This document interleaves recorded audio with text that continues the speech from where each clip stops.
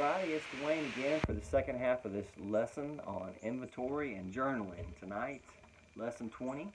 And we're on principle 7. It says reserve a daily time with God for self-examination, Bible reading, and prayer in order to know God and His will for my life and to gain the power to follow His will.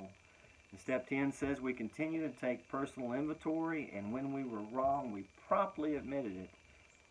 1 Corinthians 10:12 says, so if you think you're standing firm, be careful that you don't fall. That's just saying, if you're just starting to change some of your habits, you're still technically walking on the edge of the cliff, and so you still have to be careful, okay, because you still got a little ways to get away from that cliff, and it may take a year or two. So, what we're going to start out with the Great Commandment tonight, okay? The Great Commandment is what they call it, and it's in Matthew 22:37 through 40, where this is where Jesus said, love the Lord your God with all your heart, soul, and mind. This is the first and the greatest commandment. Again, keep in mind, Jesus isn't rewriting the Bible, okay? He's just trying to say that basically the Ten Commandments can be pretty much summed up in the Great Commandment, okay? And the second greatest commandment is like this: love your neighbor as yourself.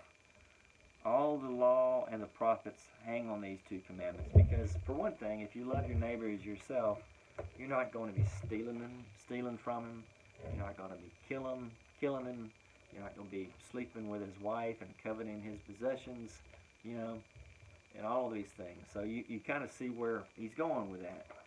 So when you do your daily personal inventory and do your journal, ask yourself each day, today did my actions show what the second greatest commandment tells me to do, which is love your neighbor as yourself.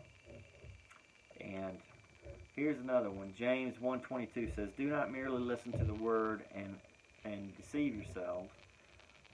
Do what it says.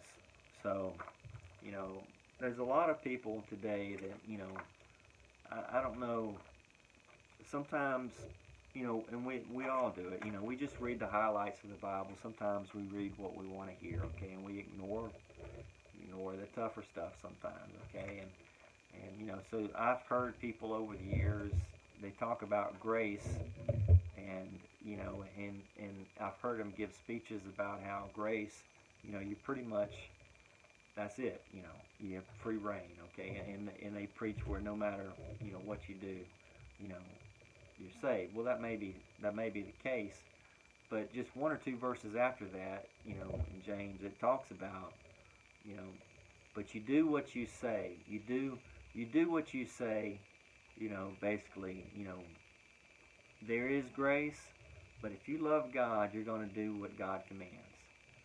And basically, what God commands is going to benefit you in the long run anyway, because, if you're not stealing from people, if you're not sleeping with everybody's spouses, if you're not, coveting their possessions, which is causing a lot of inner turmoil. You see that a lot today, people, if they've got a little bit nicer car or a little bit prettier wife or, a little bit better, an extra, I've even seen this, an extra quarter in the paycheck each week, because I used to have to do some interviews with employees for HUD and ask them what their salaries were, and you better not let one over here, what one said about he made a quarter better than this other one over here, because man, it's on then, boy. I mean, it's going to be misery for him for a week. But the thing is, coveting somebody else's stuff is going to just bring you dissatisfaction, and it's going to destroy your joy, and that's what I'm getting at here. So God wants what's best for you, and those commandments are there for a reason. It's not only to protect you and to help you become the person that you can be, and which is a good thing, okay? But it's also protecting your neighbor, so it's really a destructive thing is what it is. It doesn't matter what side of the coin, and either you're the one that's doing the killing and then you're going to jail, or you're one that's getting killed. Neither one of those is good, okay? So So God is trying to protect you from yourself, and is trying to protect your neighbor from you too. So, and vice versa. Okay, so this thing goes both ways. So, anyway, we're going to talk about three things real quick, and then I'm going to go. So we're going to talk about doing this ongoing inventory. Okay. This is where you take time each day, to admit to something wrong, and admit to something right that you did during the day, and to promptly make amends for something if you did wrong. Okay, it's getting into a habit, getting into a process of doing that. Okay, so figuring when that is, and the only way you're going to force yourself to sit down and do that is to do it. Force yourself to do a journal, and then you write it down, and then there it is on paper, in blue ink or black ink or purple ink or whatever color ink you want to use. And the second thing here is this: you're doing the ongoing inventory, but this is also talking about the inventory that you've already started in the past. That was a previous lesson, okay, about things that have happened to you and throughout your life that have affected some things and maybe causing you to have unforgiveness and all of these different things, but also the things that you did to others, okay? But it's also talking about, the second thing here is talking about doing that daily inventory, where you look at your daily activities, so to speak, okay? But again, making sure that those things are balanced and not full of negativity, but there's some positive things. Even if you just get off work and you had a bad day, but you stop at the gas station when you go in to pay, just say something nice to somebody, and or compliment somebody. But you got to be careful complimenting, somebody in the workplace. Okay, nowadays they may take it the wrong way. So know your rules. You don't want to come off as a creep. Okay, so and I'll have a sexual harassment lawsuit. So I'm not encouraging anybody to do anything like that. Okay, so anyway, number 3 is the periodic inventory that I started talking about a little bit last week. This is where you've been dedicated, you're doing the right thing, you're doing a daily inventory every day. And you got that highlighter there, and one major thing out of the day, positive and negative, you've highlighted it. Go on a little retreat, go camping, go sit out in the swing on one nice cool evening where you're not sweating to death, or get in the rocking chair, get you a cup of coffee, some time where you're not having distractions from television or a bunch of 10 grandkids running around or whatever it is, or 10 kids if that's your situation. And you look through every one of those pages and kind of review things. And then you start looking for patterns. You might write down, you're not just writing down things that happened during the day, a few things. You might have had a negative emotion, and you need to write that down, okay? Throughout the process, you had a negative emotion, and this is why you had a negative emotion. And this is specifically what that negative emotion was. I was angry. I got angry. Or I got jealous. Or I got envious, which is basically the same thing. Or, just whatever it is, write down an emotion. And then see if you've got a certain pattern, down the road as far as things that, you've done, happened, emotions that you've had and so forth. And then you know kind of some things of areas where you might can work in some areas about some things and improve so that you'll have a better attitude about things, so to speak. Do that periodic inventory, okay? Now, here's a few verses, and I'm going to go over these few verses, and then we're going to end tonight, okay? One is Proverbs 6:23 that says, "Intelligent people think before they speak. What they say is then more persuasive." Some people just talk. I just happen to be one of those talking people, and I'm kind of spontaneous, and depending on who I'm around, some people can really get me talking. I don't know what it is, other than I'm impulsive, and so I know that sometimes I've said some things that probably weren't the best things to say, and a lot of people have, and so and maybe it turned some people off, maybe it didn't, maybe it turned them on, I don't know, but But certainly, if you say the wrong things, it can certainly turn people off. Next thing you know, you lose business, or you lose a friend, or you lose respect, or and so on and so on. So the second verse here says, Ephesians 4:29 says, "Let no foul or polluting language, nor evil word, nor unwholesomeness, or worthless talk ever come out of your mouth, but only such speech as is good and beneficial to the spiritual progress of others." I'm one of those people that needs encouragement. I mean, I don't do well with negative people too well. I mean, encouragement, I can do a lot with encouragement. I mean, I can move the world, so to speak.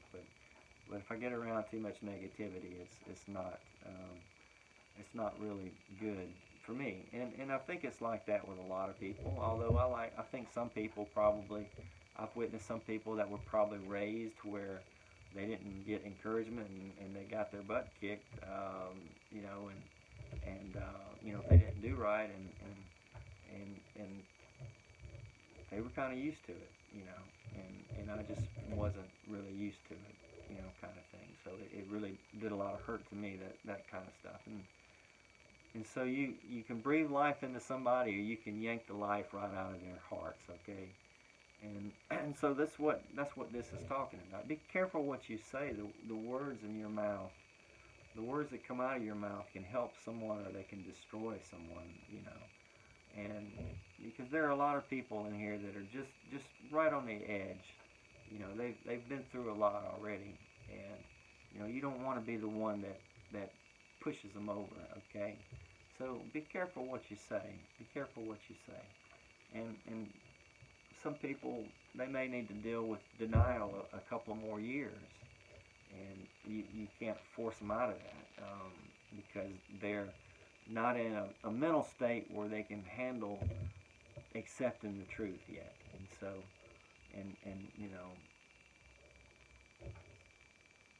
but also you realize, they need to know what denial is, because it's going to be just a circle that they're always in.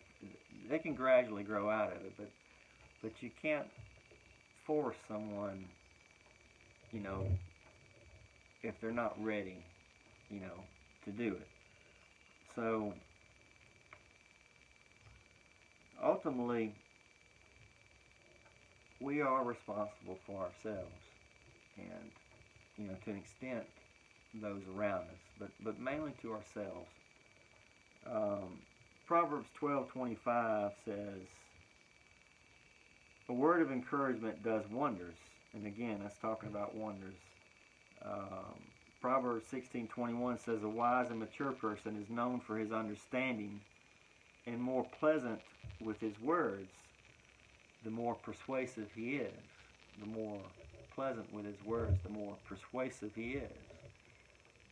You can get more with sugar, right? Is what the old saying is. But 1 Corinthians 13:1 says, and this is, if you're one of those deep thinkers, philosophical people, truth seekers, so to speak, this is one incredible verse. 1 Corinthians 13:1 says, "If I had the gift of being able to speak in other languages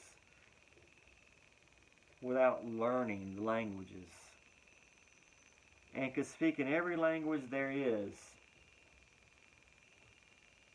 in all the heaven and all the earth."